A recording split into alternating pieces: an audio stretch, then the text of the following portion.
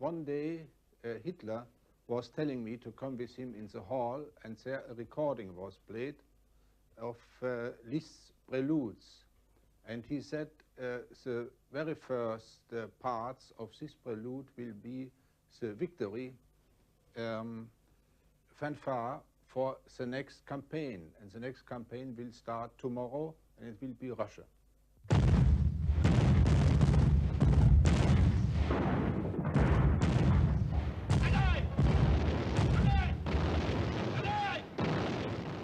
It was the biggest land battle ever fought, the bitterest and the bloodiest, for it caused the deaths of at least 25 millions. It was the head-on clash of the two mightiest armies man had ever known, and in sheer masses, miles of front, numbers of guns and shells and tanks, no other battle in history can compare with it, and certainly there'll never be another like it.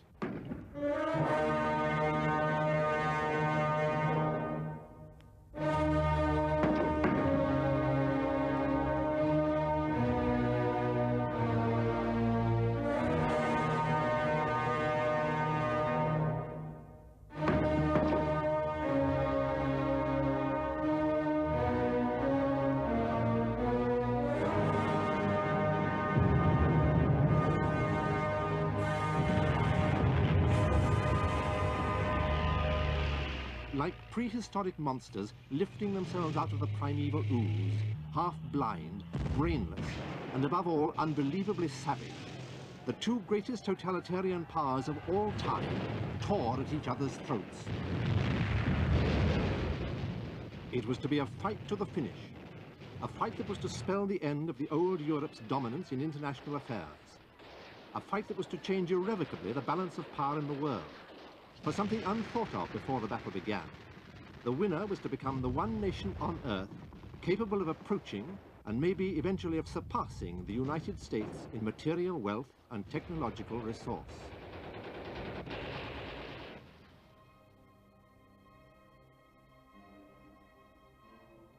Hitler had been nurturing the notion of eventually attacking Russia ever since he'd come to power in Germany in 1933.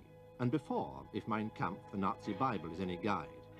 For in it he had written, "When we speak of new territory, we must think of Russia.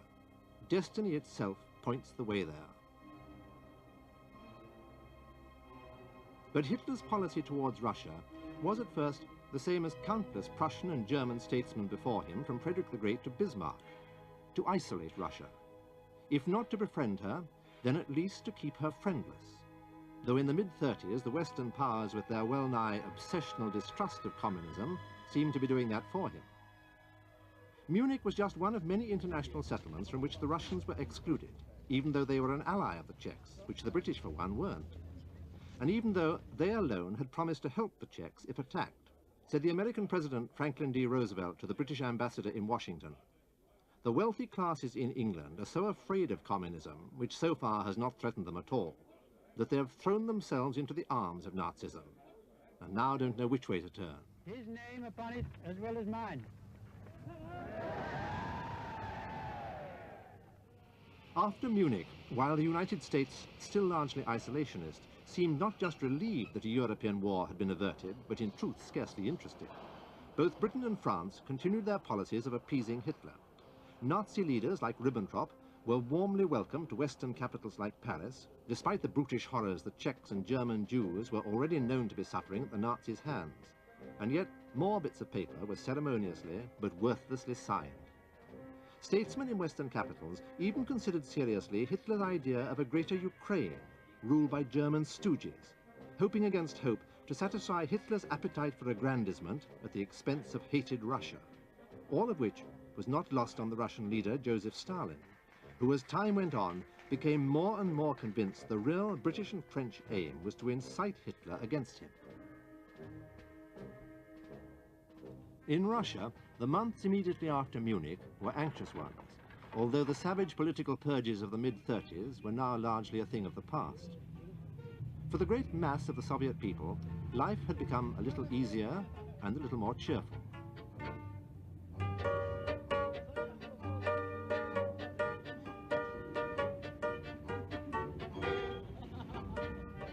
But behind the cheerfulness doubts were already growing among some Russians of the much vaunted invincibility of the Red Army, for the purges had severely weakened the Red Army's leadership.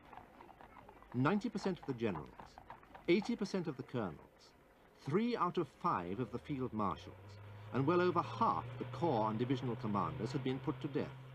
The Soviet officer class had almost ceased to exist, something that of course had not gone unnoticed by Hitler.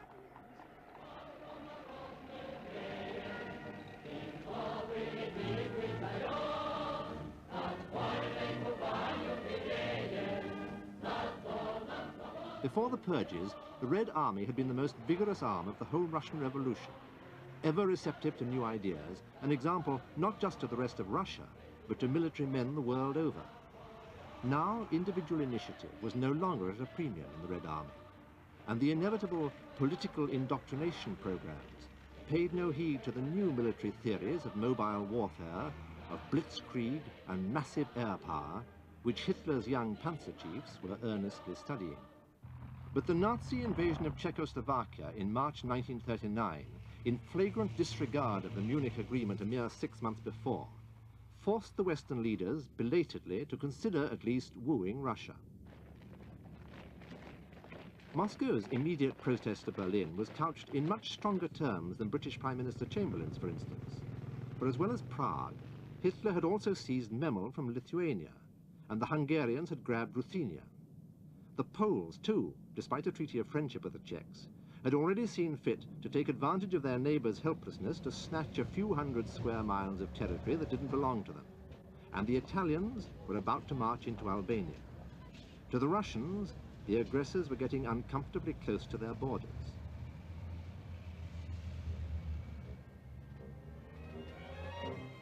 Within the week, as the diplomatic minuet gained its momentum, the British had proposed a joint Anglo-French-Soviet-Polish undertaking to consult immediately in the event of further aggression in Europe. Russia agreed to join if Poland would, but the Poles, in the person of their wily foreign minister, Colonel Beck, persuaded Chamberlain to drop the idea in favour of a simple Anglo-French pledge to aid Poland if attacked. Chamberlain's cronies, unbelievably it seems to us today, had told him to put his money on the small, untried Polish army rather than the limitless Russians. And despite the thundering of Winston Churchill, among others, that such a guarantee was little more than a trap, unless the Soviet Union was brought in too, because neither Britain nor France had a common frontier with Poland, whereas of course Russia did. Chamberlain, again pandering to the Poles' wishes, ignored the Soviets and instead extended the pledge to both Romania and Greece, countries with which the Western powers, again, unlike Russia, did not have any sort of common frontier. In Britain, that fateful spring of 1939, a public opinion poll found 9 out of 10 favouring close cooperation with Russia. Chamberlain's reaction was simply to suggest to Russia that she give Poland and co. the self-same guarantees Britain and France had given. But it turned out they didn't want Russian guarantees. For at that time, they feared the Soviets much more than they feared the Nazis. A favourite saying of the Polish leaders was, "With the Germans we may lose our freedom, but with the Russians we shall lose our soul." Russia countered by proposing a straight Anglo-French-Soviet military alliance, which again Chamberlain, on the Poles' persuasion, turned down. To Stalin, worried about his own country's security, it was becoming increasingly clear the Western powers could not be counted on as certain allies in any coming conflict. And so he began to change his foreign policy, signalled by at first changing his foreign minister. Litvinov, the upholder of the League of Nations and the friend and confidant of the West, was replaced by Molotov, cold, ruthless, unscrupulous Molotov, Stalin's henchman, and a name and an attitude of mind the West was going to have to reckon with for a generation and more to come. Even so, Molotov's appointment brought no immediate noticeable change in Russian attitudes. In Moscow, the latest Eisenstein film, Alexander Nevsky, played with official blessing to packed houses that summer, and its theme was strongly anti-German, harking back to Russia's great medieval victory over the Teutonic Knights, and hinting heavily that any other German attack would meet with the same harsh medicine.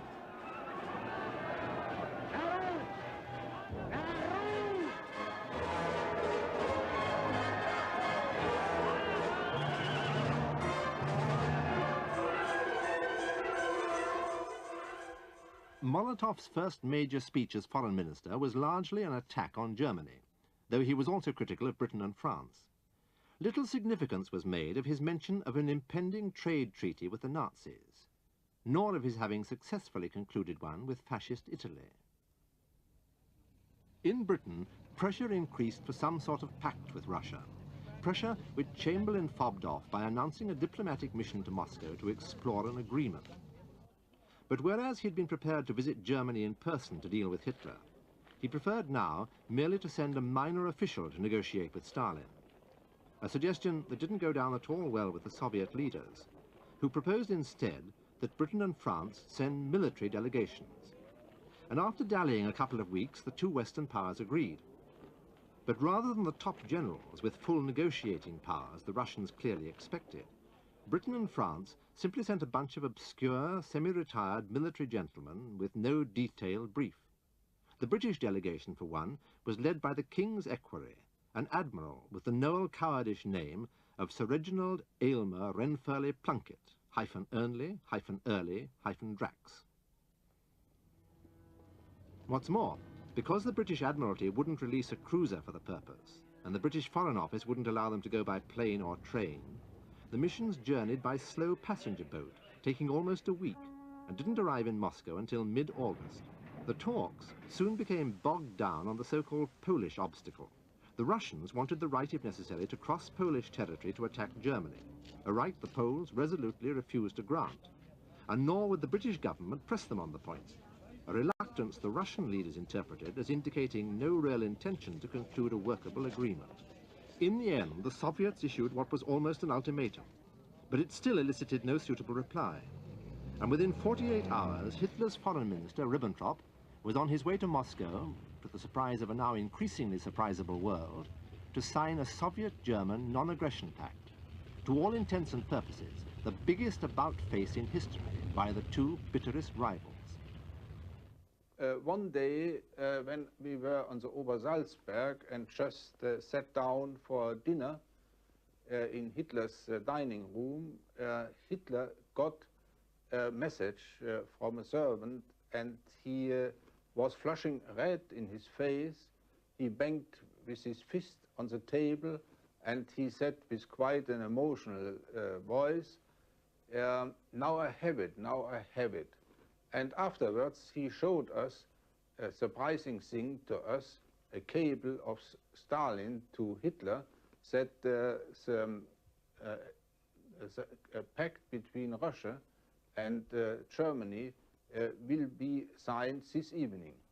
A last-minute deal with Stalin must have been at the back of Hitler's mind after the Anglo-French guarantee to Poland, particularly if he was to avoid a war on two fronts when he attacked Poland, which he'd been determined to do since April.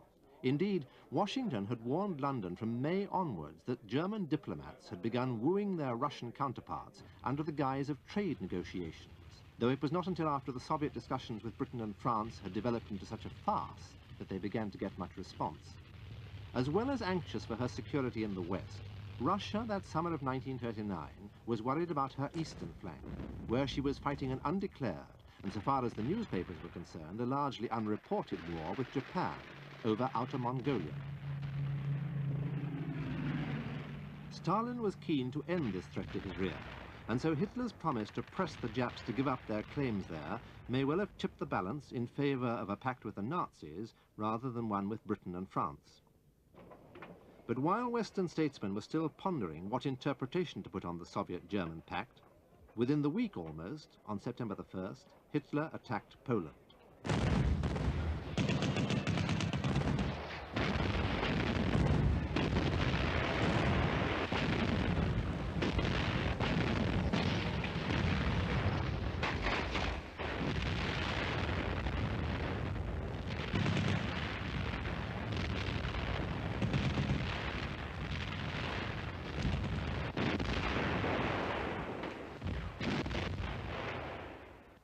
Despite the forecasts of Chamberlain's advisers that the Poles would hold out for at least 3 or 4 months, it was all over in less than that many weeks.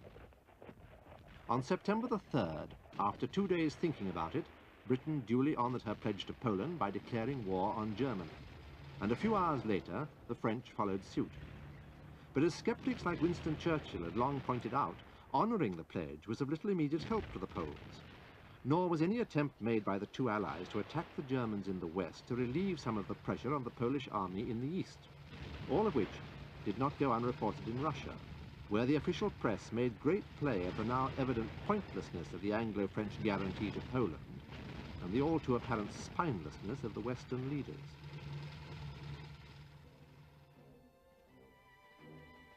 On September the 17th, after just 2 weeks of war, and with organized Polish resistance already tottering to a halt, the Red Army occupied the eastern half of Poland in accordance with a secret protocol of the Soviet-German Pact.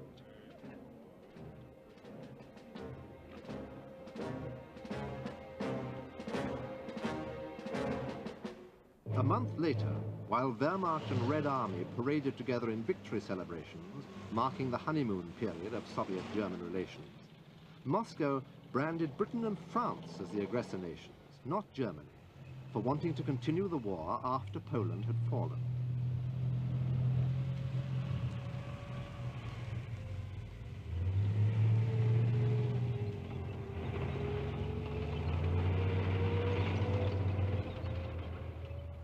Having apparently secured her western frontiers as well as her eastern, Russia now turned her attention to the north, to her borders with Finland, demanding the exchange of Finnish territory just 20 miles or so from Leningrad, and from which Russia's second great city could be shelled, for a much bigger slice of Russian territory elsewhere. But the path to diplomatic concession on the part of the Finns was not eased by Moscow's arrogant handling of the matter, an arrogance influenced no doubt by the fact that many thousands of square miles of new territory in the west had been recently secured at the cost of only a few hundred Russian lives. But the Finns were to prove a vastly different kettle of fish from the luckless Poles. And when war came in November 1939, it was to cost the Russians nearly 1 million lives and to shatter once and for all the Red Army's aura of invincibility, something that again did not go unnoticed by Hitler.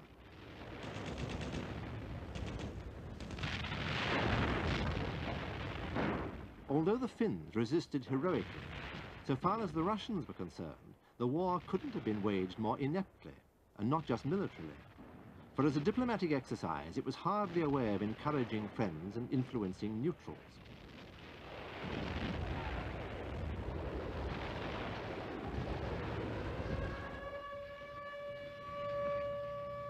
When Soviet planes began bombing Helsinki, America called for a moral embargo on all trade with Russia, and even Italy recalled her ambassador from Moscow.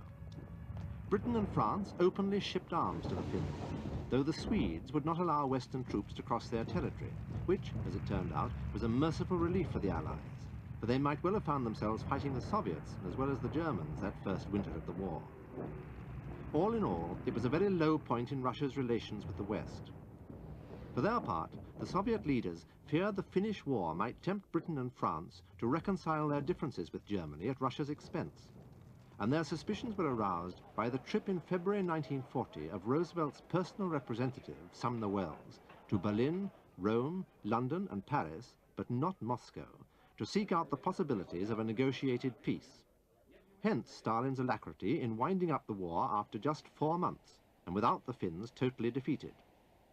This fear of a rapprochement between the Western leaders and Hitler, which would have left the Nazis free to deal with Russia, was to haunt Stalin right up until the hour the German armies attacked him.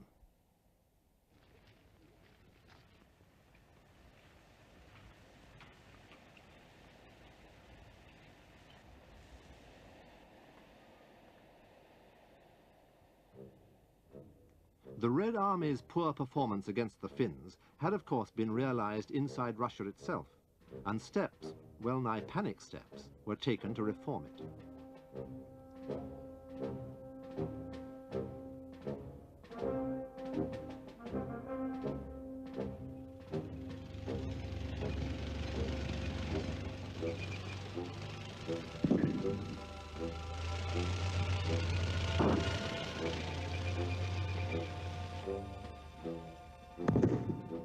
But before those reforms had really got underway, within a month in fact of the end of the Russo-Finnish War, Hitler invaded Denmark and Norway. And his effortless successes there scared the Russians stiff, for they had a vested interest in a not over-strong or understretched Germany on their western borders. And when those incredibly rapid successes were followed by the equally quick collapse of the Low Countries, the Soviets became more anxious still, which was why the miracle of Dunkirk met with almost hysterical relief among the Russian leaders. For the war in the West to have come to an end when the Red Army was still in a state of turmoil was certainly not in their interests. Significantly, it was of course while his panzers were pounding the French to a submissive pulp in early June 1940 that Hitler boasted to his generals that it would be the Russians' turn next. Indeed, just as soon as his military position made it at all possible. And in the weeks following the French armistice, as that military position became daily more and more possible, and his own popularity within Germany soared, as witness his rapturous reception in Berlin on his return from the Western Front, Hitler confided to the other Nazi leaders his determination to attack Russia not later than the following summer. Feierliches Glockengeläute und der Jubel von Millionen empfangen den siegreichen Feldherrn in der Reichshauptstadt.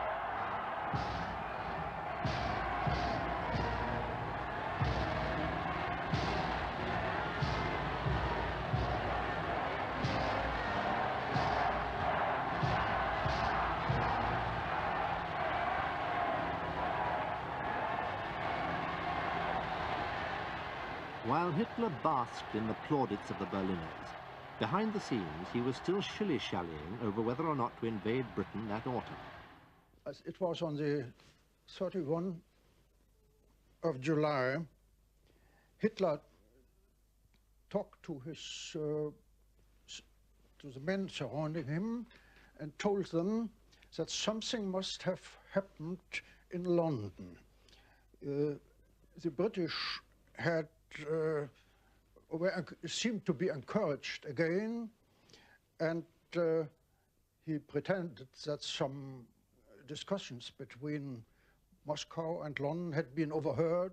I don't believe that the Battle of Britain, from the German point of view, was connected with the beginning of Barbarossa. I think that this idea and this plan from Hitler was always on the card. Hitler was at Berchtesgaden. Our train, the train of the Armed Operations Staff, was located at Bad Reichenhall, that's quite close to Berchtesgaden. And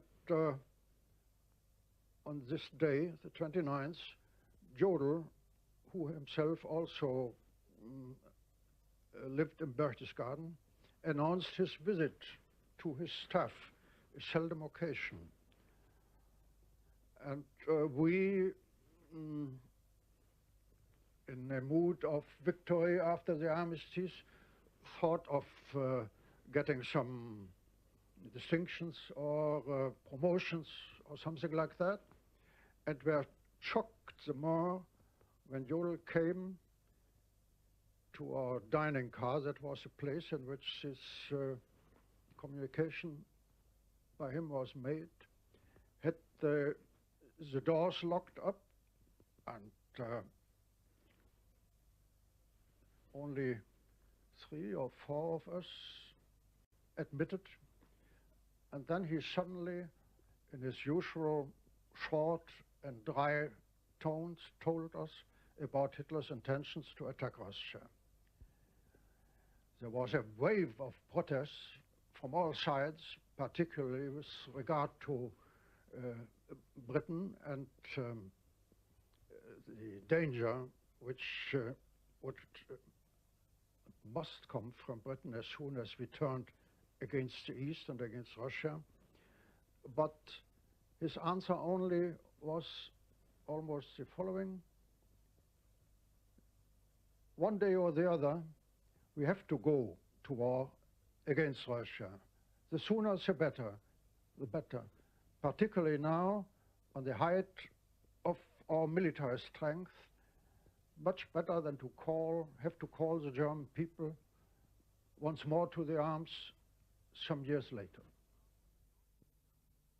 Stalin had long had his eyes on the Baltic states of Latvia, Lithuania and Estonia as well as the parts of Romania known as Bessarabia and northern Bukovina. And so he seized this moment of Hitler's preoccupation elsewhere to grab them, first by a move in the north and then in the south. For he'd grown increasingly alarmed at the young Romanian King Michael's nauseous subservience to the Nazis, especially after their successes in the west. Although concerned about Romania's oil, Germany's main, indeed only oil supply, so vital for his tanks and planes and ships, Hitler dare not risk a confrontation with the Soviets at this time, what with the bulk of his forces still in the west, and so he didn't hinder the Russian occupations, but instead stepped up diplomatic pressure to woo the Balkans into the German fold. First, King Boris of Bulgaria was invited to visit Hitler that autumn, followed by Michael of Romania and Prince Paul of Yugoslavia. Russia reacted to all this by putting her industry on virtually a war footing. For when the German casualty lists for the Western campaigns were published, the Soviet leaders couldn't help but notice they were only a fraction of the Red Army's losses in the little Finnish war. What's more, in October 1940, Greece was attacked by Mussolini and the war brought into the Balkans, a possibility the Soviet leaders had been particularly anxious to avoid. As if to try to reassure themselves, Moscow made a great fuss of that November's military parades to mark the anniversary of the revolution. Though the German military attachés watching could not help but see that much of the Russian equipment, especially the airplanes, was obsolete. When the news broke later that same month that Romania had finally succumbed to the Nazi blandishments and had joined the Axis, the Russians reacted violently by accusing Berlin of violating the Soviet-German pact, which called for consultations before the annexing of further territory. To which the Nazis retorted by reminding Moscow they had not been consulted over the Soviet occupation of Bessarabia and so on. It was the beginning of the end of Soviet-German friendship, a disenchantment encouraged on the Russian side by reports of secret shipments of German arms to Finland, and even of the presence of German troops there, ostensibly en route to northern Norway. On top of this, Hitler announced the signing of a military alliance between Germany, Italy and Japan, aimed allegedly at just the United States and Britain. And when the Russians inevitably protested, Hitler invited Molotov to Berlin that November 1940 to help clarify the situation. It was a disastrous visit for Soviet-German relations. Molotov asked that all his glasses and his plates should be boiled because he was afraid of being poisoned by bacterials. He was blunt in his remarks, and he didn't spare Hitler at all. He was Molotov, very uncompromising, hardly smiling at all, reminding me of my mathematics teacher with the spectacles, hostile spectacles, looking at his pupil Hitler and saying, well, is our agreement, last year's agreement, still valid? And Hitler said thought it was a mistranslation. He said, of course, why not? And Molotov said, yes, I asked this question because of the Finns. You are on very friendly relations with the Finns. You invite people from Finland to Germany and you send missions there. And the Finns are very dangerous people. They undermine our security, and we'll have to do something about that. And we are going to do something about that. Whereupon Hitler exploded and said, I understand you very well. You want to wage war on against Finland. And that is quite out of the question. Do you hear me? Impossible, because my supplies of iron and of nickel and of other important raw materials would be cut. Because the Molotov and Hitler came not to agreement, Hitler could persuade himself and his advisors and the German people it is necessary to carrying out this crusade against Bolshevik in this year, in this time. Hitler's meeting with Molotov is said merely to have confirmed him in his resolve to crush the Russians. Even while the Soviet foreign minister was still in Berlin, Hitler ordered his generals to plan an attack for May the 15th, 1941. And within the month, they had responded with a detailed scheme which he now named for the first time Operation Barbarossa. Operation Redbeard, the name in Teutonic mythology given to Frederick the Great, resting asleep in his cave beneath the Kiefhauser Mountains, awaiting the call to arms. Hitler's generals had taken some convincing, for to attack Russia with Britain still resisting in the West was to commit the unpardonable German military sin of warring on more than one front, something that even Mein Kampf maintained to be the greatest of military mistakes. But Hitler argued, and with some truth that autumn of 1940, that Britain, although far from being beaten, was certainly not a threat, at least for the moment, and therefore, to his mind, there was no real front in the West, and so a war in the East would constitute the only front, provided it was a quick war. But Hitler had not realized the true significance of Britain having survived the air battle that autumn, had not stumbled to the simple fact that military circumstances had changed crucially since he had first plotted Barbarossa. The Luftwaffe had met its match over England and was no longer the Wehrmacht's invincible arm as it had been in Poland and France. But the Wehrmacht's morale was at its height, and the generals were headstrong as Hitler lauded them with medals, lavished them with honors, and like a feudal monarch promised them vast spoils in the East. They were putty in his hands, his ascendancy over them complete. They would march wherever he wanted them to march. Years earlier, he'd written, "Armies do not exist for the preparation of peace. They exist solely for triumphant execution in war."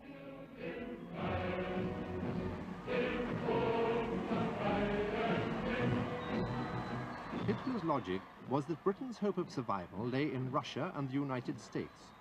If Russia was eliminated, then the United States too would be lost to Britain, because with Russia gone, Japan's power in the Far East would be greatly increased, and the United States would not dare risk a confrontation elsewhere.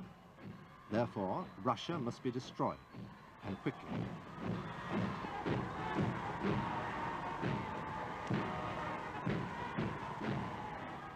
That spring of 1941, the German army stood undefeated, scarcely tested in fact, a superbly equipped and matchlessly trained fighting machine that had known only victory, and speedy victory at that. Who was to be its next victim? It couldn't march against Britain, not on land at least, and amphibious warfare was not to Hitler's liking. Magnetism alone, it seemed, must draw it against its sole remaining antagonist within Europe, draw it in the same way as Napoleon's armies had been drawn, when they too had been left champing at the bit at the Channel. Eastwards, ever eastwards, to the boundless, enigmatic motherland of Russia.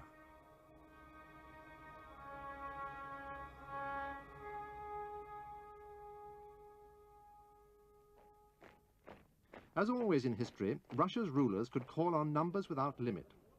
In 1941, the Red Army was the largest in the world. In tanks it outnumbered, and in airplanes it equaled the rest of the world's armies put together. Despite its shortcomings, it was still better equipped than previous Wehrmacht victims, and its reorganization since the fiasco of the Finnish War was well underway. But what of its morale? And more especially, what of its leadership? Hitler felt he knew the answers. "You have only to kick in the door, and the whole rotten structure will come crashing down," he told his generals, and they believed him. But the Russian leaders, for their part, still thought they could buy time while their army was made ready for the inevitable struggle. Even though by March 1941, German troops were already in Hungary and Bulgaria, as well as in Romania. Yugoslavia, too, looked like becoming another Nazi satellite, until on March the 27th, encouraged by British intelligence, a popular uprising in Belgrade pushed out the Nazi sympathizers. Surprisingly, Moscow immediately recognized the new regime and concluded a friendship and non-aggression pact with them. The very next day, Hitler attacked Yugoslavia, incensed evidently by the revolt, for he named the operation Retribution. His anger was to be his undoing, for Operation Retribution meant postponing Operation Barbarossa by 5 weeks or so. 5 weeks that were to prove crucial when later that year his panzers were thwarted at the gates of Moscow by the early winter snows. But now Russia stood by while the Luftwaffe mercilessly laid waste the capital of her new ally.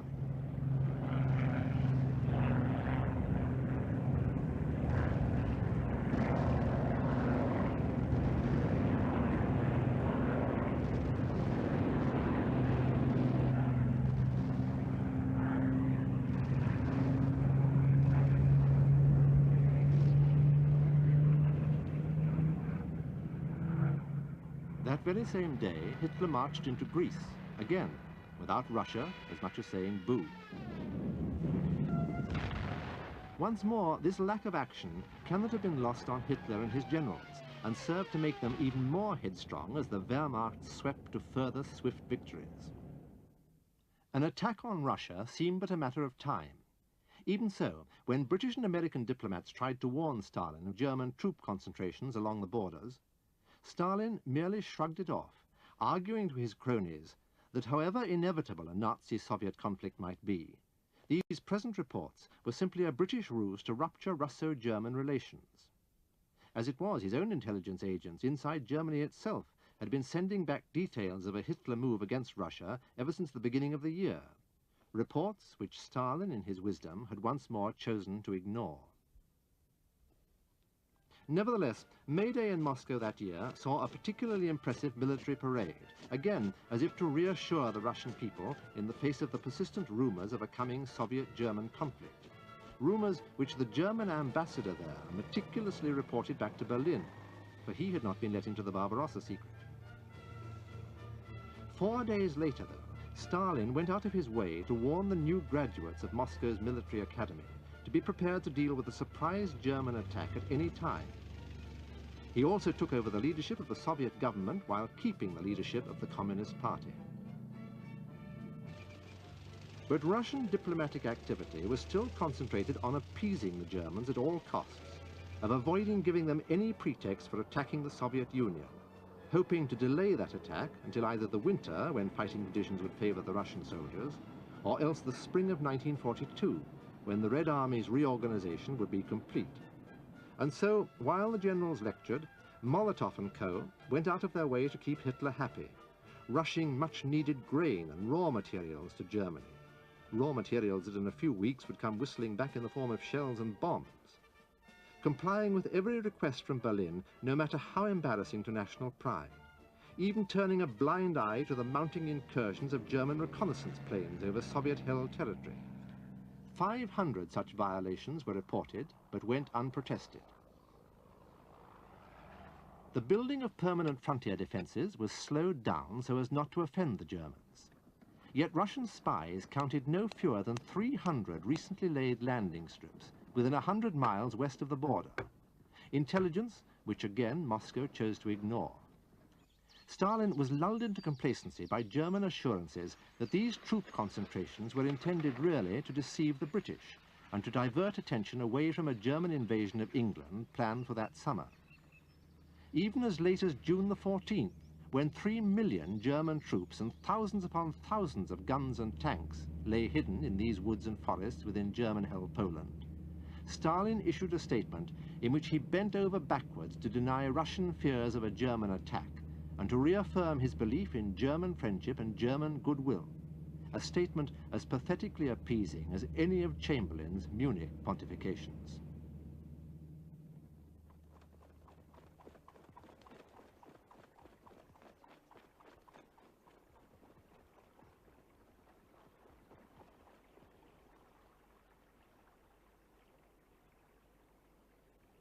Within the week, and without warning, at 3 o'clock in the morning of Sunday, June the 22nd, 1941, the Germans did attack.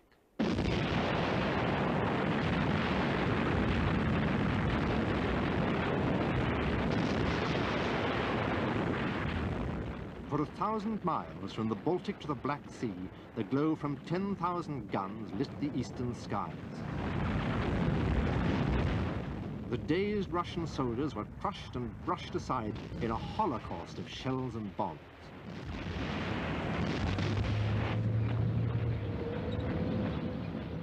Shaken from their slumbers by the clatter of tanks, the forward troops were cut down as they tried to reach their pillboxes and their dugouts. Repeatedly, the German radio operators along the line intercepted the same pathetic signal. "We are being fired on. What shall we do?" To which, more often than not, the reply came back from Russian headquarters, "You must be mad, and why is your message not in code?"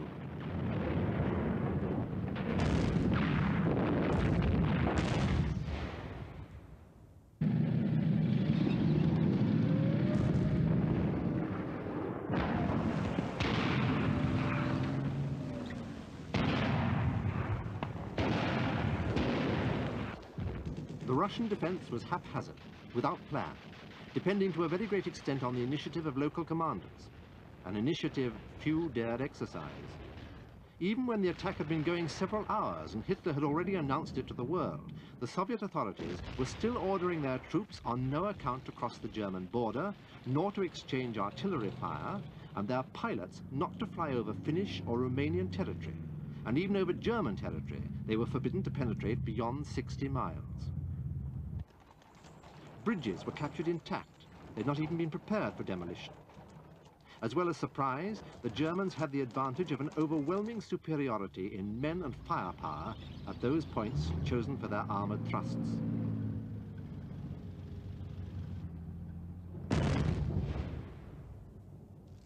That first day, 3 Russian infantry divisions were annihilated and another 5 cut to pieces.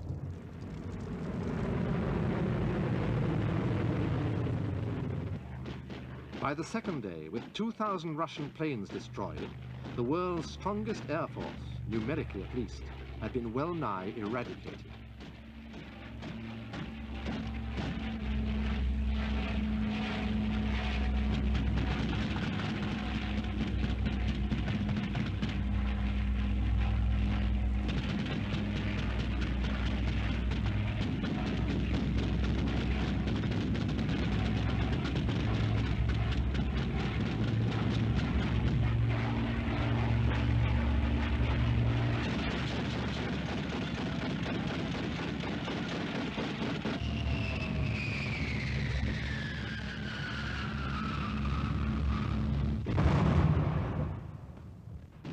Their air cover gone, the vast frontier armies wilted and disappeared.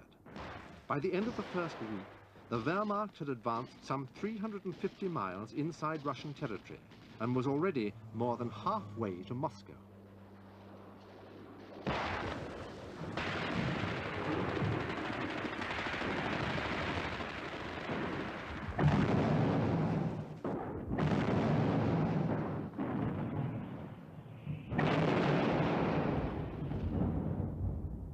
A million Russians were killed and another 1 million taken prisoner in the first fortnight.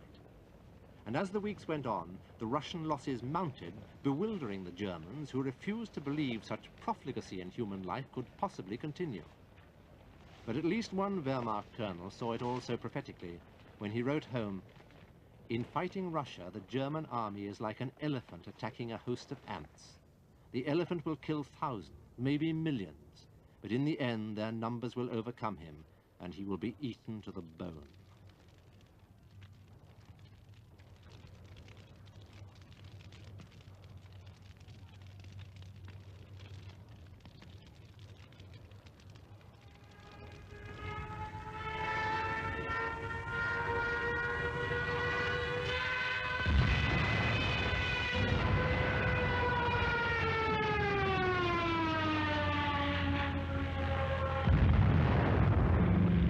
In those first opening weeks of Operation Barbarossa, only victory seemed to be staring the Germans in the face. No one could possibly think otherwise, as the panzer units reported back to Hitler their gains of the day. Within the month, the Germans had won 500,000 square miles of new territory, an area more than double the size of their own country. It seemed merely a matter of time before Leningrad, before Moscow, before the Urals even were reached. Who could have thought then that these self-same superbly confident panzers would stagger and stumble at a place called Stalingrad, would be caught and cut to pieces at a place called Kursk, and within 4 years, 4 weary, bloody, destructive years, would have fallen back to the very bunkers of Berlin.